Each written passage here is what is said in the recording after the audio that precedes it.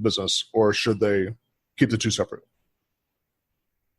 That is such a hard one. At least for me, because I have, because of the idea of all the different perspectives that I like to look at and being positive and optimistic, it lends itself to how I think a lot of it is definitely individual, and how much of it and what issues and what are you willing to sacrifice? Because ultimately, if you're going to take a stand, there will be some sacrifice involved. Mm-hmm. And it might be one of the few times that sometimes you do have to bite your lip.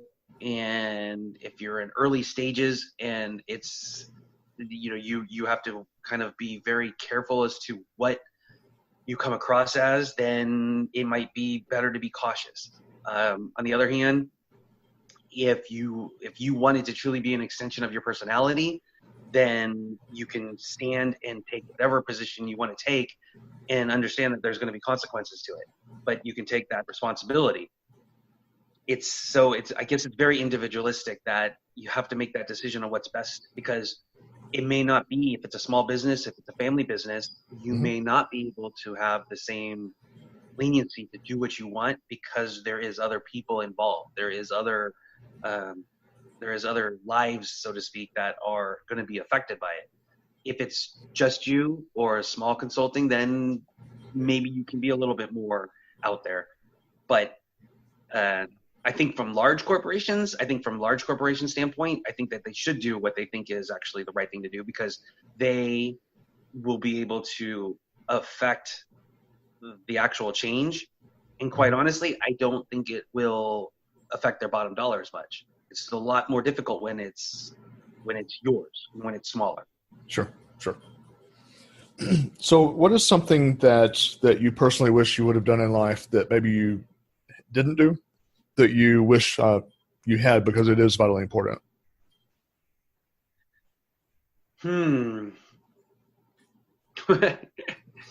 It's interesting with that question, just because there's a lot of things pop up in my head about decisions that I made, and would I be still sitting here? Because when I was younger, I figured, I was going to try to be on the beach volleyball circuit. Mm-hmm. And yeah, I found out quickly that wasn't going to happen. And so I guess the one thing when it comes to the business side of things is that that mistake, like I mentioned earlier, about growing too soon Mm-hmm. out of ego. I did that, and that's the one thing that I think I wish I had not, because had I not and taken a little bit more time, I would have learned a little bit more and would have been better prepared for the some of the trials that kind of came from that. And I think that would be the one thing that I wish I had not grown when I had the opportunity. I wish I had said no to that. And that's a hard one, because you don't usually want to say no, but that was definitely a case where I should have. Mm-hmm. Yeah, I kind of find it interesting that you're mentioning that, because my big one is sort of the opposite, is being too conservative and not being aggressive enough. Yeah, waiting until I felt like, okay, it's absolutely the right time, and then discovered later, okay, well, maybe I should have done something a little sooner, because everything's cheaper and easier when you're younger. So yes, you definitely have that wisdom when you look back on it, and then sometimes you realize, I kind of wish I did not know as much as I know. Yep. So I'd like to focus on you a little bit, Marquez, sort of on a personal level for a few minutes, if that's all right. Sure. What hurdles did you personally have to face when starting your entrepreneurship journey, and how did you overcome those struggles? Well, right from the start, I had been surrounded. My mother, my father, uncles, even I just ended up pretty lucky with the teachers that I had when I was in high school and a little bit even in college. But that everyone was, because my degree is in marketing, so it was always about look at it from a different view, look at it from a different viewpoint, look at it from someone else's viewpoint, and that combined with my own personality just kind of is how I ended up here. But at first, it was going to be the corporate route. And when I had my first marriage, it was when we had a honeymoon baby, that changed. And kids change everything. And they're just, I basically said, no, that's not the way it's going to be. This is the opportunity. I'm going to step out of that. I want to be around. I want to be a parent. And there was no support for that. And so it made it very, very difficult because it was a conflict between, well, how am I going to make family happy? How am I going to make myself happy? Mm-hmm. So there was a lot of conflict there. And of course, when you have that kind of conflict, it just spills over. Sure. So ultimately, that was the biggest obstacle I had, was that there wasn't any support. There wasn't any vision. There wasn't anyone to see, oh, I see where you're going with this. I see how we can make this work. Mm-hmm. So unfortunately, that was the biggest hurdle right there. And when that ended, it obviously, it just opened up all sorts of doors, all sorts of opportunities. And now when I got remarried, it was quite the opposite. It was complete support, and the kids got involved, and it changed everything. So that biggest obstacle was just the fact that there was a lack of support. And no matter how strong I wanted to do it, how strong my feelings were for it, that's not enough. You have to have a support system. Sure. So when you were starting out on your business, let's say the more current time, the second time through there, how did you get started? If you can talk me through that. It actually started with where my wife's business, she's in real estate, and in their particular market center, they were actually they had a position for an assistant team lead. And I was kind of bouncing in between consulting and stuff, and thought, well, I don't know, maybe that would be something that I could do. Well, I definitely could do it, but I wasn't sure if I wanted to go back into that quote unquote 9 to 5. So I went ahead and did the application process and went through the hiring process, and a lot of it led me into the leadership aspect. That's kind of now with all of the John Maxwell and Simon Sinek and all of that stuff that's basically come up in the last couple of years. Mm-hmm. And I realized, oh, that's what I've actually been, that's what I've been trying to do. That's what has been in my head. I didn't realize that there was a particular industry that was surrounding all of that.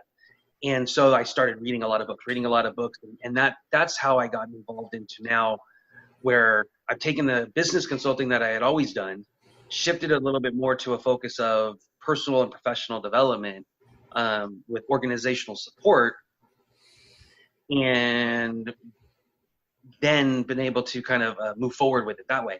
Before, I always thought it was just business consulting. I just thought it was just, okay, I'm going to help businesses get into a better place where they want to go.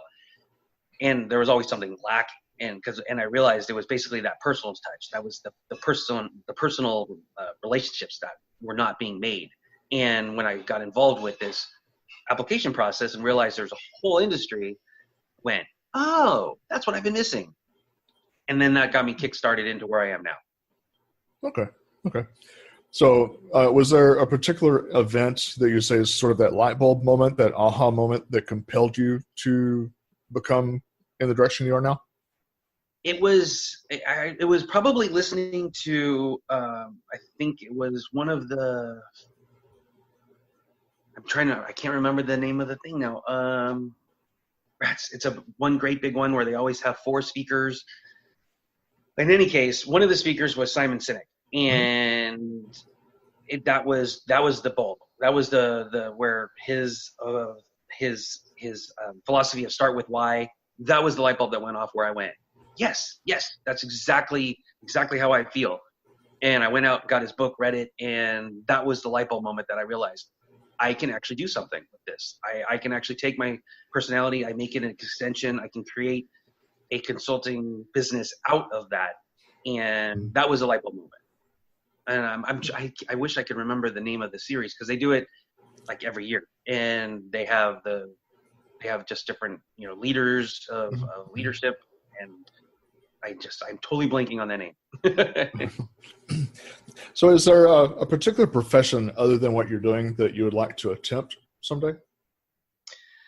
Actually, yeah, I've been so much on the business side and so much on the corporate side that I went down the road, maybe a couple of years, I would like to actually probably be, teach at a community college or a junior college with a class here and there, and get more on the education side. I had always thought maybe I'd like to be a teacher, but quite honestly, when I was younger and stuff, it just didn't pay enough. And I was like, that's not going to work.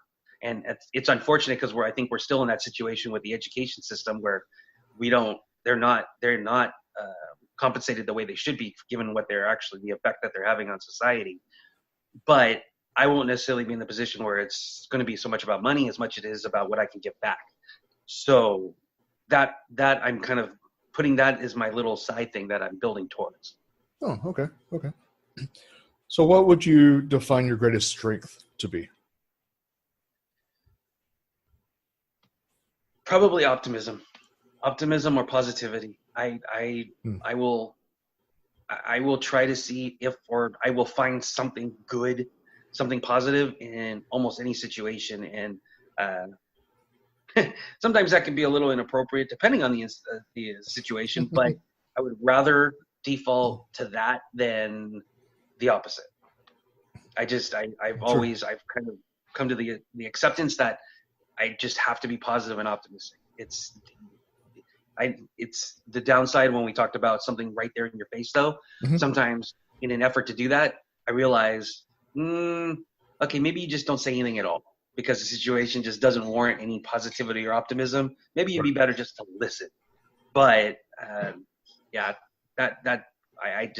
have to be positive and optimistic. I just have to.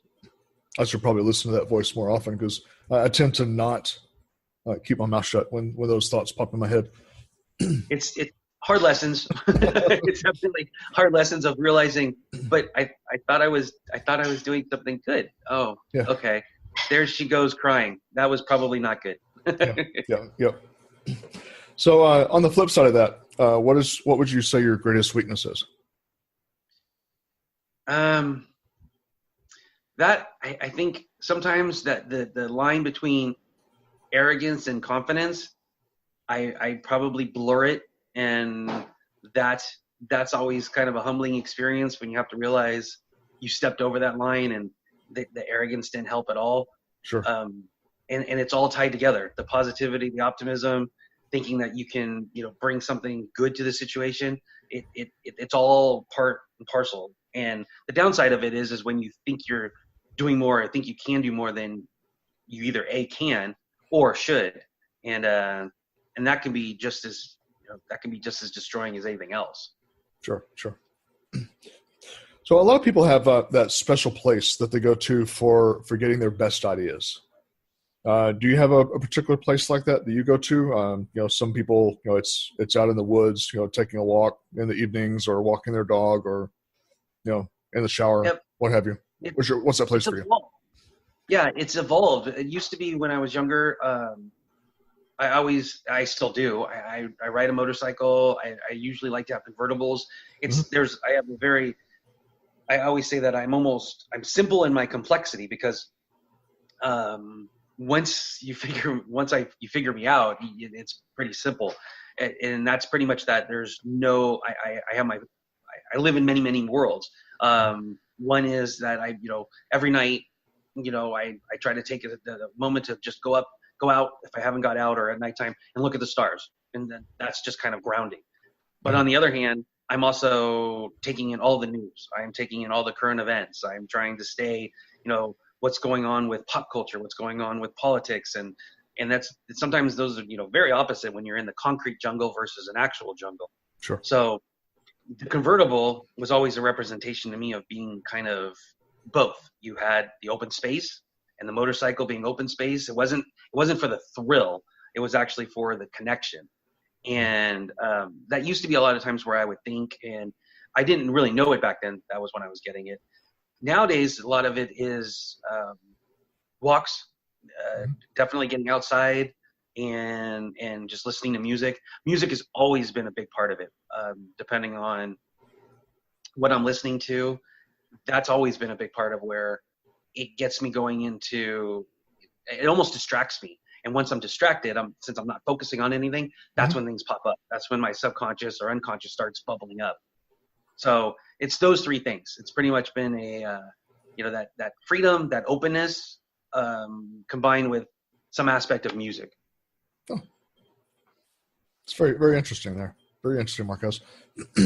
So if you were to describe the process you go through in your business at a very high level for someone, how would you describe that?